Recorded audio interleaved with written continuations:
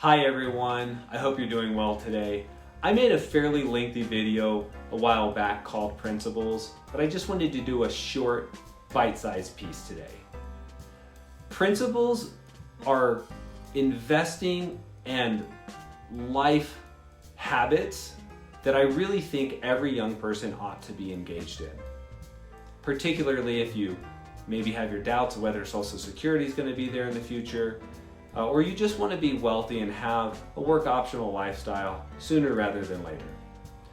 So, in short, principles are habits that you and or your spouse ought to be engaging in on a regular basis if you want to be wealthy in the future. The very first principle is to have at least a 6-month emergency fund. Having a 6-month emergency fund, which is 6 months of living expenses, set aside in an account, doing absolutely nothing. This is a money market account that is not attached to your checking account. So it's more difficult to get to. That way, you only get to it if it's an emergency.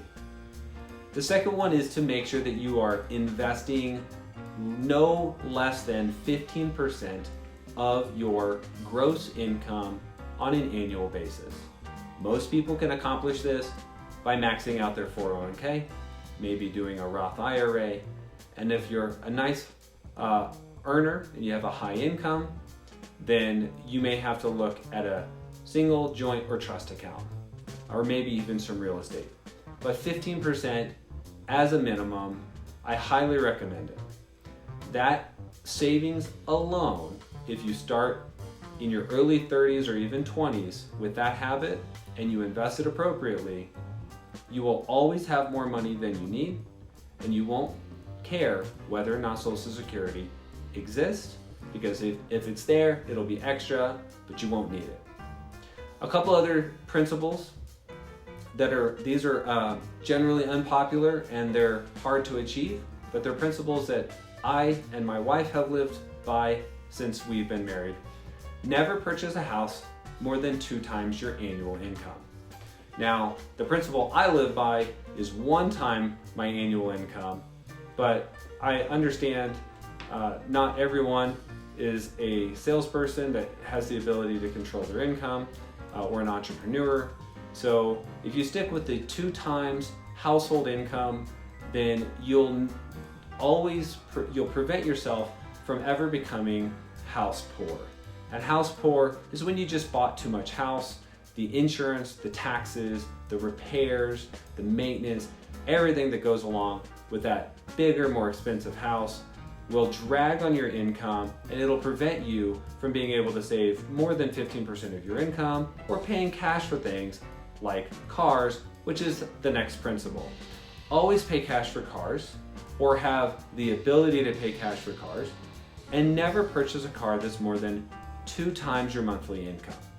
Now, this is a quite unpopular principle, but I can tell you that if you make $5,000 a month as a household income, that would be $60,000 a year, you have no business driving around in a $50,000 car. Now, if someone long time ago paid $50,000 for it and you bought it for $10,000 or $8,000, then it's perfect.